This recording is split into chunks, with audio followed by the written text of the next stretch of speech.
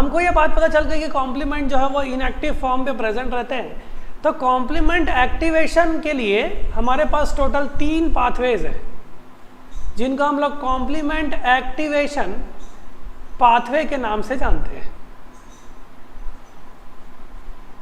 अभी ये बाजू में क्या डायग्राम है इसको मैं बहुत जल्दी बताऊंगा आपको, इसके लिए आप निश्चिंत रहिए।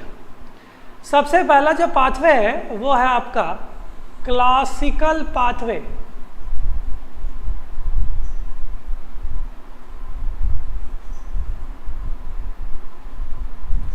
सेकंड जो पाथवे है वो है अल्टरनेटिव पाथवे।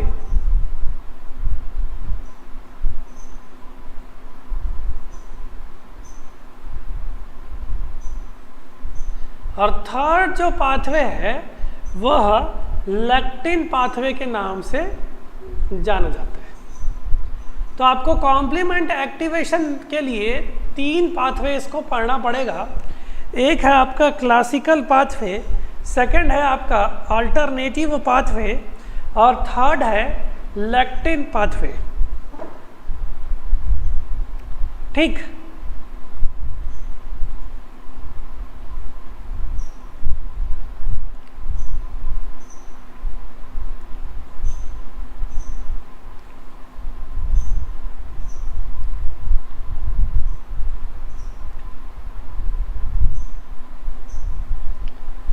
ठीक है। तो सबसे पहले अपन लोग क्लासिकल पाथवे को पढ़ने का प्रयास करेंगे।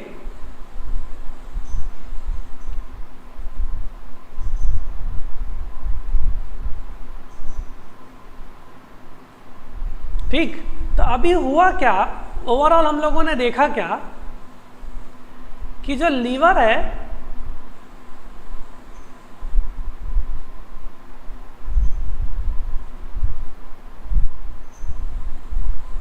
इन्होंने कॉम्प्लीमेंट्री पाथवेज को, कॉम्प्लीमेंट्री प्रोटीन्स को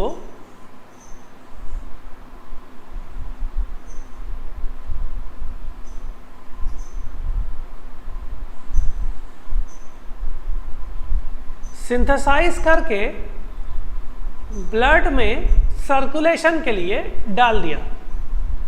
ठीक, अभी जो ये कॉम्प्लीमेंट्री प्रोटीन जो है वह इनएक्टिव फॉर्म पे प्रेजेंट है।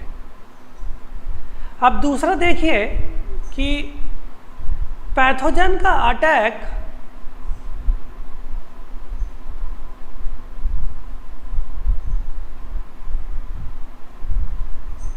हुआ है और इन सरफेस पे हम लोगों को पता है कि कुछ प्रोटीन्स प्रेजेंट रहते हैं जिनको हम लोग पैम्स कहते हैं। पैम्स और पीआरआर की बात हुई थी हमारी, ठीक है। और इस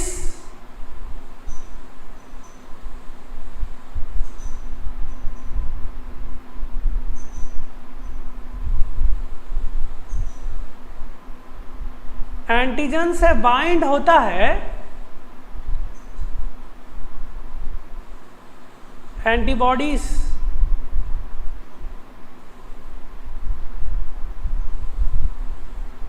ठीक। तो एंटीबॉडीज जो है वो इन एंटीजन्स से बाइंड होने का काम कर रहे हैं। अब जो इनका एफसी पोर्शन है, देखिए ये इसका एफसी पोर्शन हो जाएगा और ये इनका FAB पोर्शन हो जाएगा, फ्रैगमेंट ऑफ एंटीजन बाइंडिंग।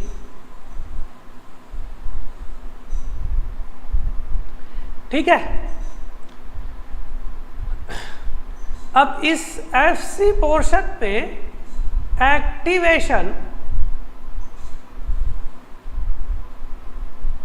होना स्टार्ट हो जाएगा जब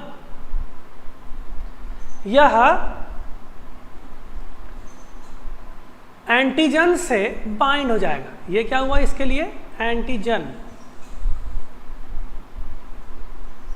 अब जो मेन एंटीबॉडीज जो है, जो सबसे पहला रेस्पॉन्स शो करने के लिए रेस्पॉन्सिबल है, वह होता है IgM, ये आप लोगों को पता है, और IgG।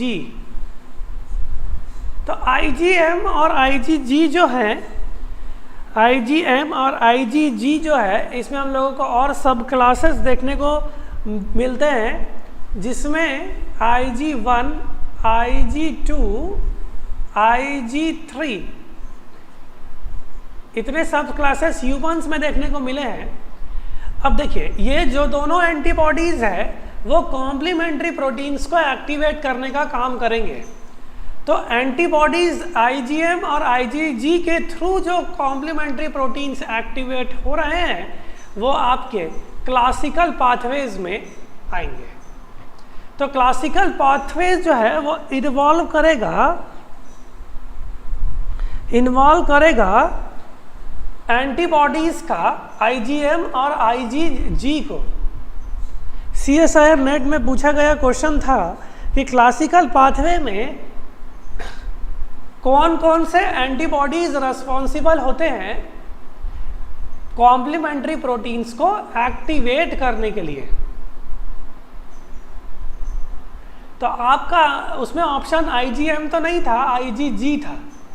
तो IgG में भी आपके पास सब क्लासेस है, Ig1, Ig2, Ig3, लेकिन Ig4 कॉम्प्लीमेंट एक्टिवेशन में मदद नहीं करेगा। ये भी आप लोग ध्यान पे रखे रहेंगे, ठीक। अब ये एंटीबॉडीज कुछ इनिशियल कॉम्प्लीमेंट सिस्टम्स को एक्टिवेट करने का काम करेंगे।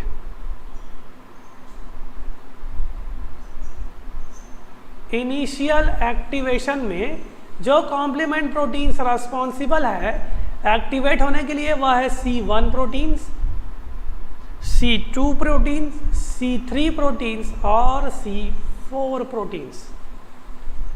ये जो कॉम्प्लीमेंट 1 प्रोटीन्स है ये जा करके इस एंटीबॉडीज के FC पोर्शन से बाइंड होगा।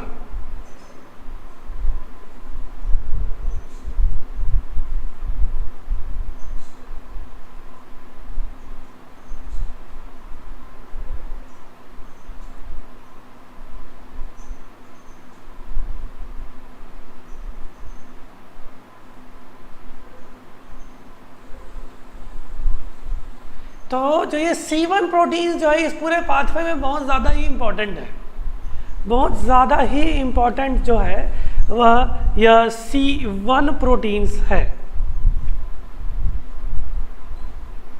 ठीक। तो आपको ध्यान में रखना पड़ेगा क्लासिकल पाथवे में जो सबसे पहला जो रिस्पॉन्सिबल जो है कॉम्प्लीमेंट जो एंटीबॉडी से जाके बाइंड होगा वो है C1 कॉम्प्लीमेंट, ठीक है सर। यहाँ तक तो समझ में आराम से लिख लो।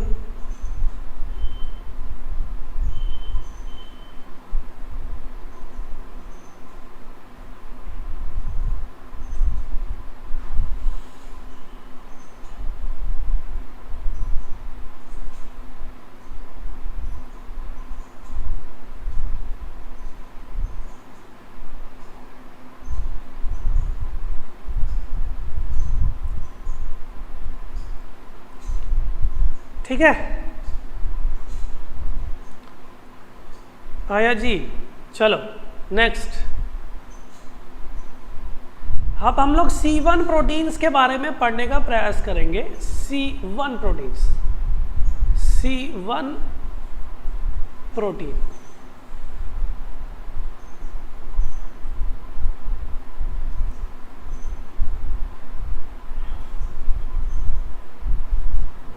ये सीरम प्रोटीन्स है और ये मैक्रोमोलिक्यूलर प्रोटीन है कि यह जो मॉलिक्यूल है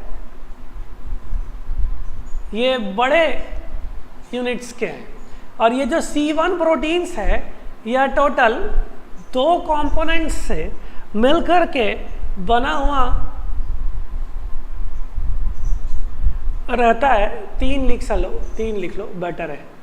3 कंपोनेंट से मिलकर बना हुआ रहता है। यह है C1Q, C1R और C1S, इसके यह टोटल 2 मॉलिक्यूल्स इसमें पाए जाते हैं। तो C1 जो है वह पूर्ण रूप से C1Q, C1R और C1S से मिलकर बना हुआ रहता है। दो मॉलिक्यूल C1R और C1S के होते रहेंगे। तो इसको मिला करके हम लोगों के पास टोटल C1 प्रोटीन्स है। जो आपको राइट साइड में स्ट्रक्चर्स देखने को मिल रहे हैं, ये एक्चुअल में पूरे के पूरे C1 प्रोटीन्स ही है। यह पूरे के पूरे C1 प्रोटीन्स ही है।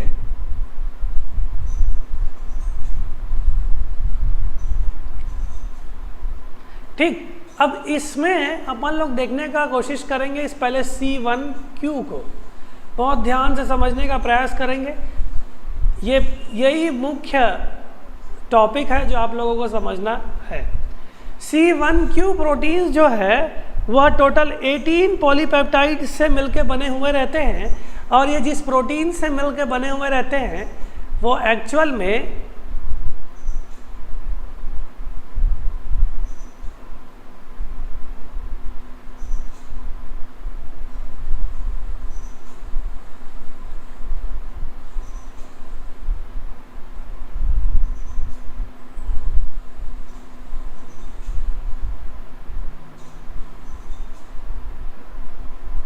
कोलेजन प्रोटीन से मिलकर के बने हुए रहेंगे।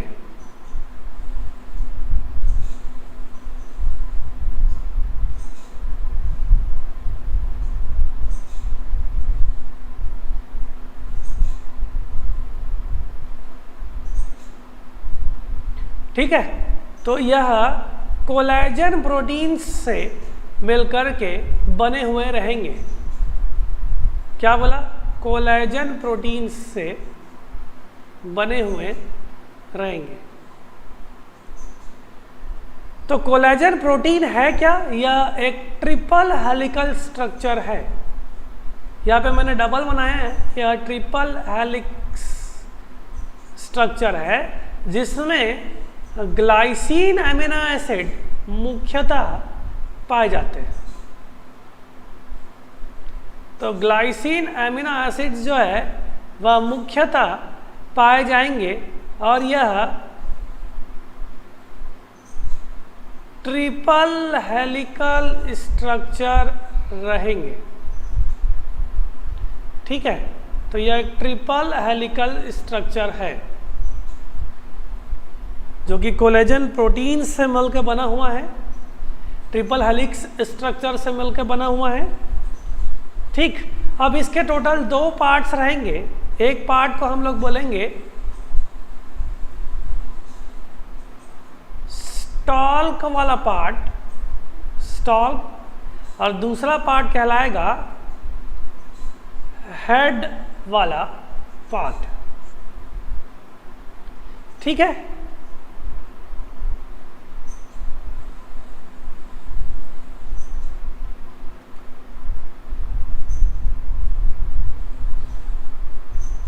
ठीक, तो हम लोगों के पास जो है वह शुरुआत में 2 हेड्स देखने को मिलते हैं अगर एक बेसिक स्ट्रक्चर देखूं, और 2 स्टॉक्स लाइक स्ट्रक्चर देखने को मिलते हैं। तो ये एक्चुअल में कुछ इस तरह का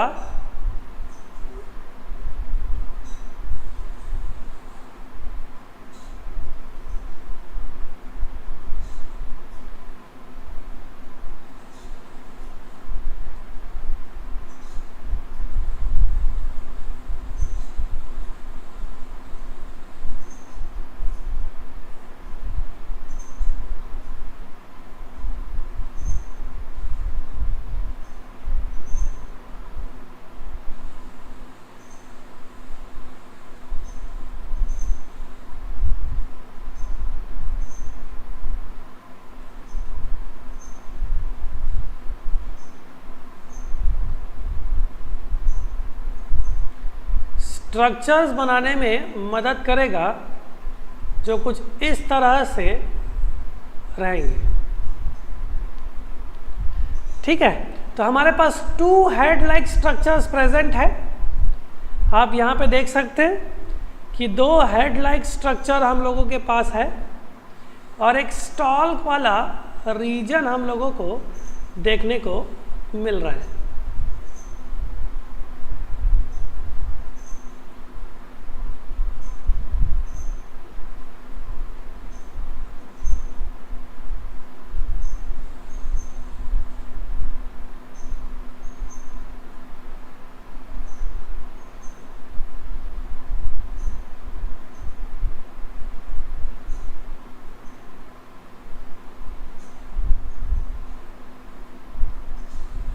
तो ये एक्चुअल में कोलेजन ट्रिपल हेलिक्स ही है। एक्चुअल में यह कोलेजन ट्रिपल हेलिक्स ही है और इनके जो head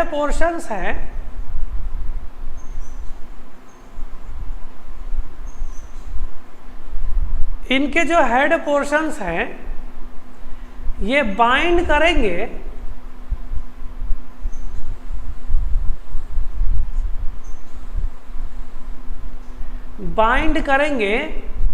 CH2 domain of antibody. तो एंटीबॉडी का CH2 डोमेन, आपको ध्यान होगा कि कांस्टेंट रीजन्स प्रेजेंट रहते हैं और मैंने बोला था कि ये जो कॉम्प्लीमेंट प्रोटीन्स है ये जा करके FC पोर्शन से बाइंड होंगे और CH2 FC पोर्शन पे ही रहता है। तो ये आप लोगों के सामने एक सिंगल हेलिक्स है, ये आप लोगों के सामने सिंगल हेलिक्स है। ठीक, ये सिंगल ट्रिपल हेलिक्स है। ऐसे मैंने यहाँ पे 2 बना दिए, ऐसे टोटल 6 कोलेजन हेलिक्स बनेंगे। अब 2 × 3 कर दिया मैंने, तो ये टोटल 6 कोलेजन हेलिक्स का निर्माण कर दिए किए। तो हमारे पास टोटल 6 हेड्स प्रेजेंट रहेंगे और जो स्टॉल्क रहेंगे वो भी टोटल 6 रहेंगे। तो एक सिंगल स्ट्रक्चर के बारे में बात किया था हमने कि यह 18 पॉलीपेप्टाइड्स से मिलकर बने हुए हैं और यह 18 पॉलीपेप्टाइड्स जो हैं, ये जो सिंगल कोलेजन हेलिक्स है जिनका एक हेड पोर्शन है और जिनका एक स्टॉल्क पोर्शन है, वह 6 कोलेजन हेलिक्स मिल करके एक C1q प्रोटीन्स का निर्माण कर रहे हैं। C1q प्रोटीन्स का निर्माण कर रहे हैं। ठीक है, इतना कहानी C1q प्रोटीन्स की हुई। अब C1q प्रोटीन्स में हमारे पास 2 मॉलिक्यूल्स ऑफ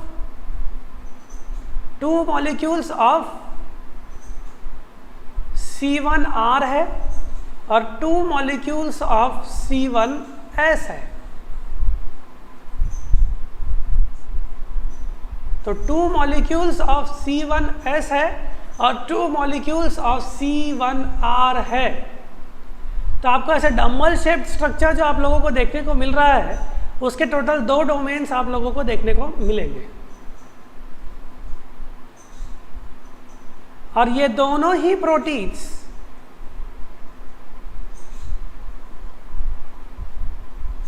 C1q के साथ एसोसिएटेड रहेंगे।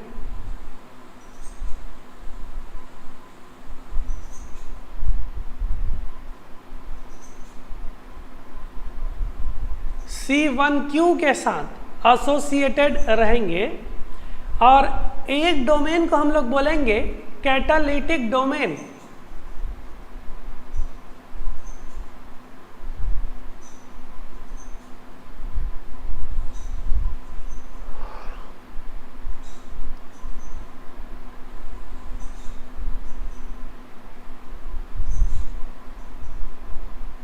ठीक है, और दूसरे वाले डोमेन को हम लोग बोलेंगे इंटरैक्शन डोमेन। इंटरैक्शन डोमेन का काम क्या है? एसोसिएट रहेगा विथ C1Q। ये मैं किसका स्ट्रक्चर बता रहा हूँ? C1S और C1R के बारे में बात चल रही है, जो कि एसोसिएटेड रहेगा C1Q से। कैटालिटिक डोमेन का काम क्या होगा? यह एक्टिवेट करेगा दूसरे कॉम्प्लीमेंट प्रोटीन्स को।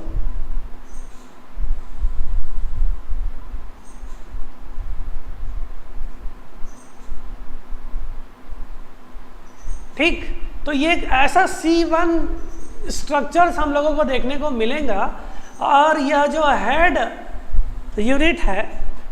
यूनिट है, ये बाइंड हो जाएगा FC पोर्शन से एंटीबॉडी का। ठीक है, तो इस तरह से C1 प्रोटीन्स की कहानी है। अब ये C1 प्रोटीन्स जो है वो एंटीबॉडीज के यूनिट्स से जुड़ जाएगा। अब आप देखो, ये अपने पास C1Q प्रोटीन्स है। अब एक C1Q प्रोटीन्स 2 FC रीजन से बाइंड हो रहा है। देख लो कुछ इस तरह से, ये इसका सेल सरफेस है, ये 2 FC रीजन से बाइंड हो गया है। ठीक,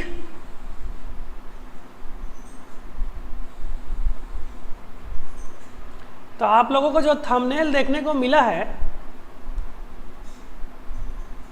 वो एक्चुअल में यही था।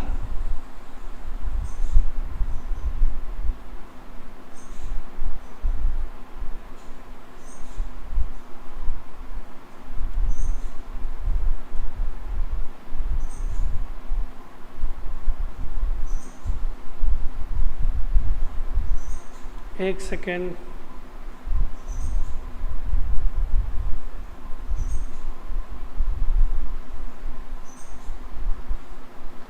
तो एक C1Q प्रोटीन्स जो है यह जैसे ही एंटीबॉडीज से बाइंड करेगा इस RS के कैटालिटिक यूनिट्स, इन RS के कैटालिटिक यूनिट्स जो हैं वो एक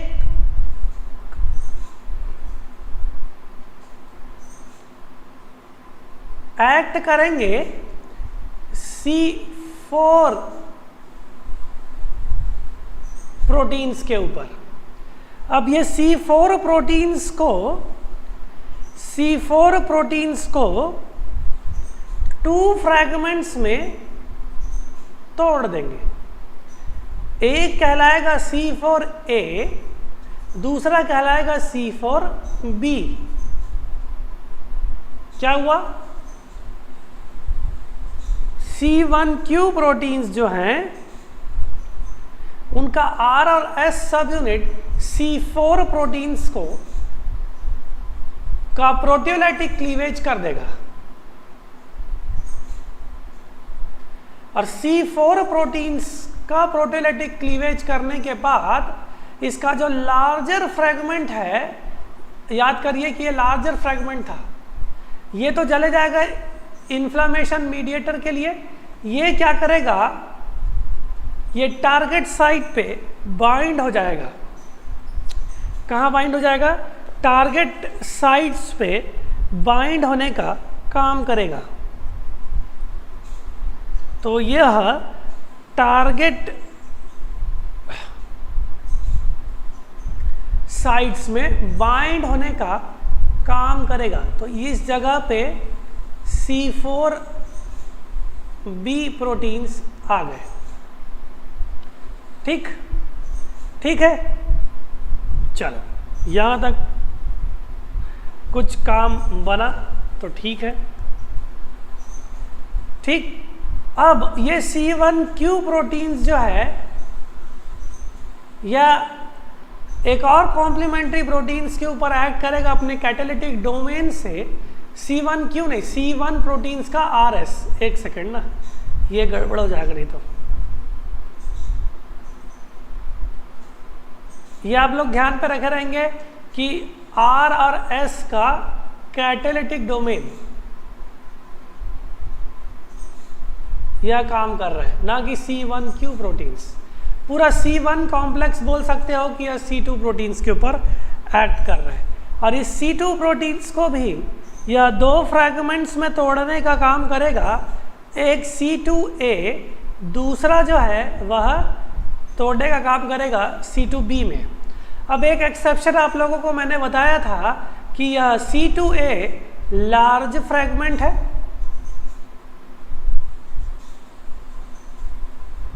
और C2B जो है यह स्मॉल फ्रैगमेंट है, एक्सेप्शन।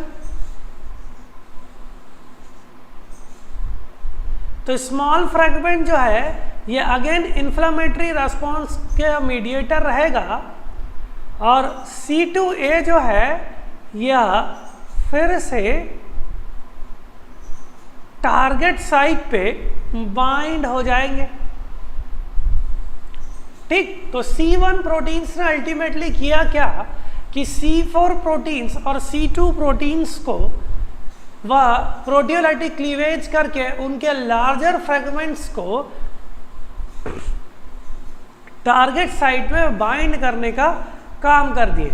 अब ये दोनों ही C2A और C4B फ्रैगमेंट्स के कॉम्प्लेक्स जो है ये आपस में जुड़ जाएंगे और C4B और C2A एक कॉम्प्लेक्स बना देंगे और ये एक्टिव कॉम्प्लेक्स रहेगा। अगर आप किसी भी कॉम्प्लेक्स प्रोटीन में कुछ इस तरह से लिखने का काम कर रहे हैं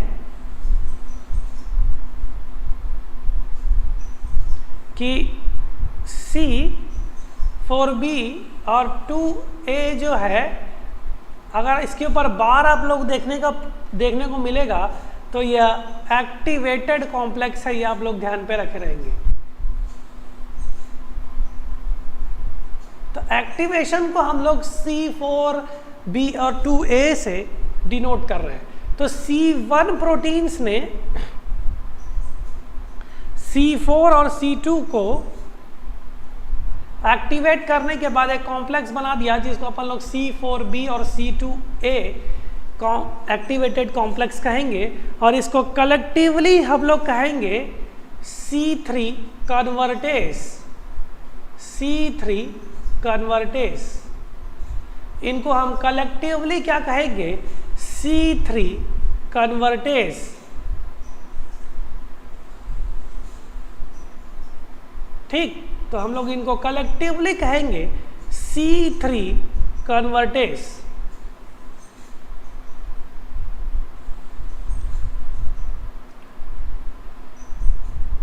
अब देखिए ये C3 कन्वर्टेस कहलाएगा काम क्या करेगा कि यह C3 कॉम्प्लीमेंट प्रोटीन्स के ऊपर एक्ट करेगा और इसको दो फ्रैगमेंट्स में तोड़ देगा, अगेन C3A में और C3B में। ठीक है, ठीक है कि नहीं है? अब ये जो C3A प्रोटीन्स है अगेन इन्फ्लामेशन का मीडिएटर के लिए पहुंच जाएगा और ये C3B प्रोटीन जो है वह C3 कन्वर्टेस कॉम्प्लेक्स के साथ बाइंड होकर के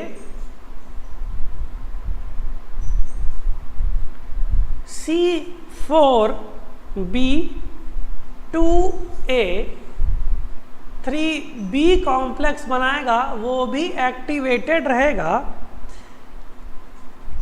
और इस कॉम्प्लेक्स को हम लोग बोलेंगे C5 कन्वर्टेस। इनको हम क्या बोलेंगे? C5 कन्वर्टेस। ठीक है, तो कहानी C1 प्रोटीन से स्टार्ट हुई थी और C3 तक अभी तक हम लोग आए हैं। आगे हम लोग और देखने का प्रयास करते हैं। यहाँ तक किसी को कोई दिक्कत?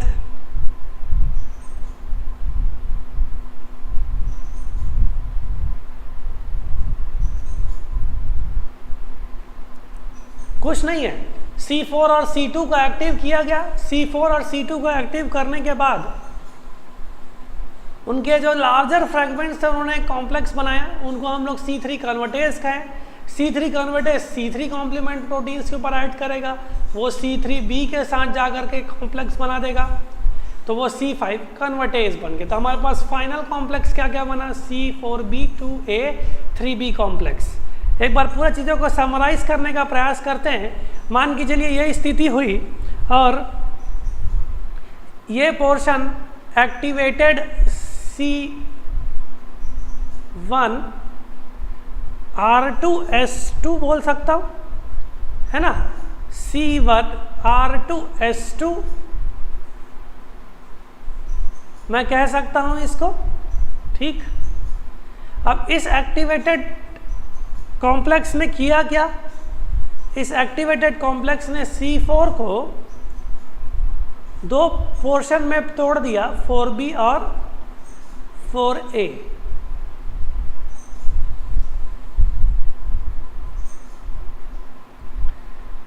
ठीक,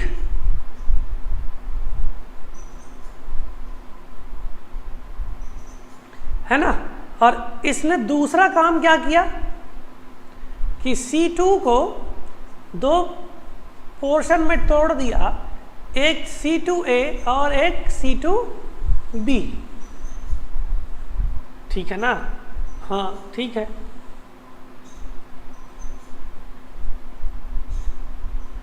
अब ये C2a और C2,4b ने कॉम्प्लेक्स बनाया, जिनको हम लोग बोल रहे थे, अच्छा इसको अपन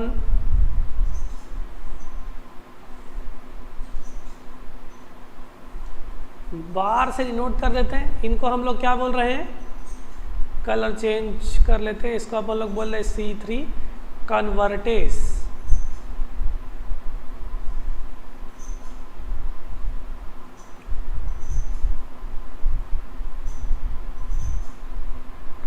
अब ये C3 कन्वर्टेज जो है, यह C3 के ऊपर काम किया और इसको अगेन दो फ्रैगमेंट्स में तोड़ दिया, एक C3b में और एक C3a में।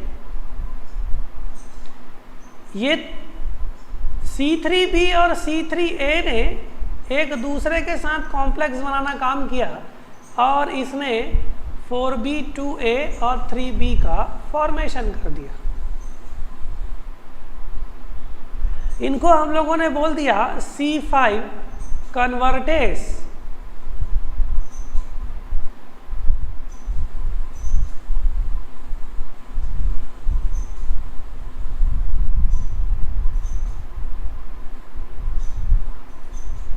ठीक, अब आगे का काम बहुत इजी।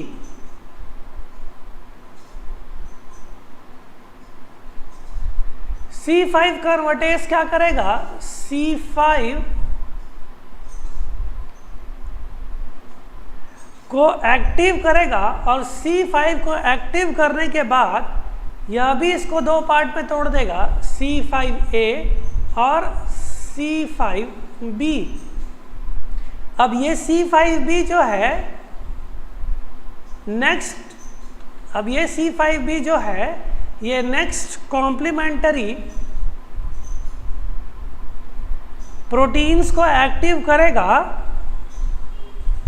जैसे कि ये एक्टिव करेगा C6 को, अगेन ये C7 को एक्टिव करेगा, C8 को एक्टिव करेगा, फिर C9 को एक्टिव करेगा और फाइनली हम लोगों के पास जो कॉम्प्लेक्स बनेगा वो C5b 6,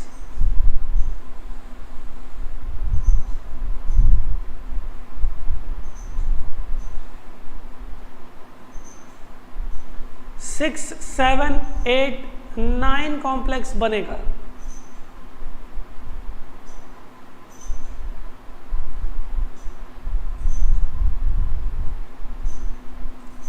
अब ये कॉम्प्लेक्स बहुत ज़्यादा ही इम्पॉर्टेंट हो जाता है। तो C5b के कारण इतना सारा नाटक हुआ।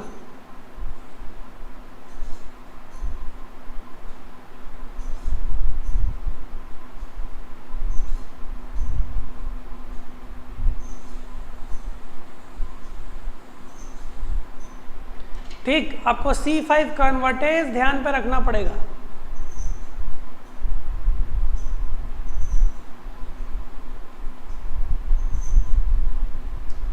C3 कन्वर्टेज आपको ध्यान पे रखना पड़ेगा।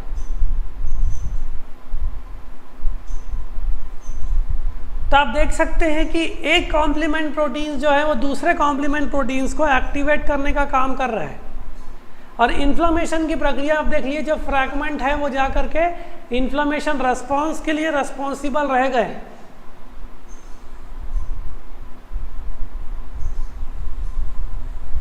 ठीक, अब इस कॉम्प्लेक्स को हम लोग बोलेंगे मेम्ब्रेन अटैक कॉम्प्लेक्स। इस पाथवे को हम लोग बोलेंगे क्लासिकल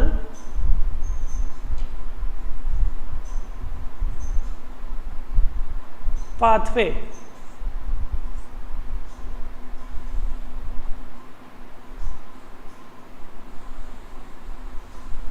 अच्छे से ड्रॉ कर लीजिए इसको, स्क्रीनशॉट ले लो ताकि चीज़ें एकदम ही क्लियर रहे। आपको इसी तरह से इस पाथवेज को बनाने हैं और इसी तरह से एक्सप्लेन करने हैं।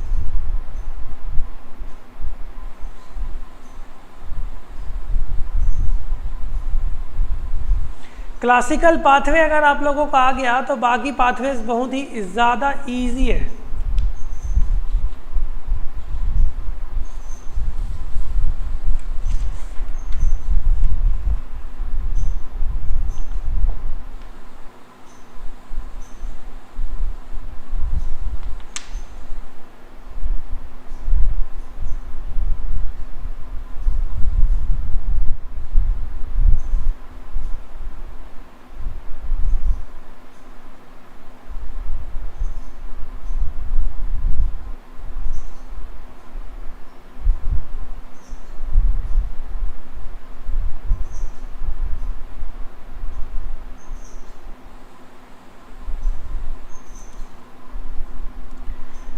ठीक है, नेक्स्ट देखें। चलो, मेम्ब्रेन अटैक कॉम्प्लेक्स को एक बार समझ लीजिए, बाकी पाथवेज में इजी हो जाएगा।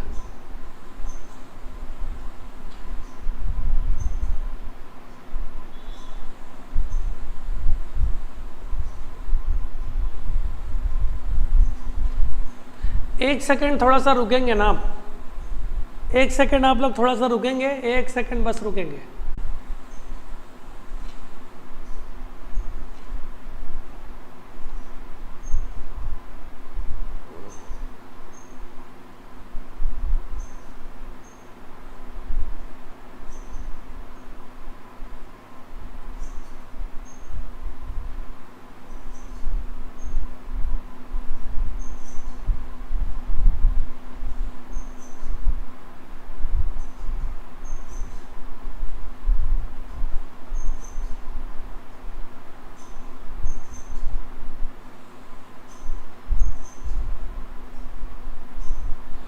ठीक है, तो मेम्ब्रेन अटैक कॉम्प्लेक्सेस के बारे में हम लोग देखने का प्रयास करेंगे। तो मेम्ब्रेन अटैक कॉम्प्लेक्स में हम लोगों को देखने को मिलेगा कुछ ऐसे स्ट्रक्चर्स।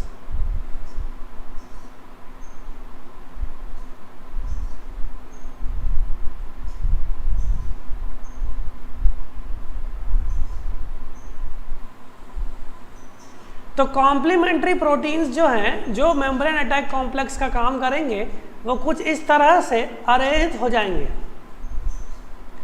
और ये आपका C5b 6 7 8 9 ऐसा करके अरेंज होने के बाद यह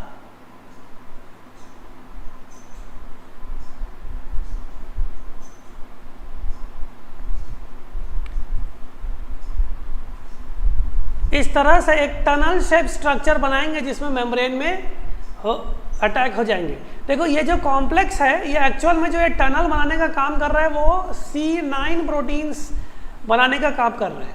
ये भी आप ध्यान पे रखे रहेंगे। कई जगह पूरे कॉम्प्लेक्सेस को बता दिया जाता है, तो आप लोग बोल सकते हैं कि जो C9 प्रोटीन्स है कुछ ऐसा टनल्स टाइप को बनाएंगे। बाकी जो कॉम्प्लेक्सेस जो है बाकी जो कॉम्प्लेक्सेस है वो उसकी मदद कर रहे हैं असेंबली में, बाकी जो कॉम्प्लेक्सेस है वो उनकी असेंबलीज में मदद करने का प्रयास कर रहे हैं।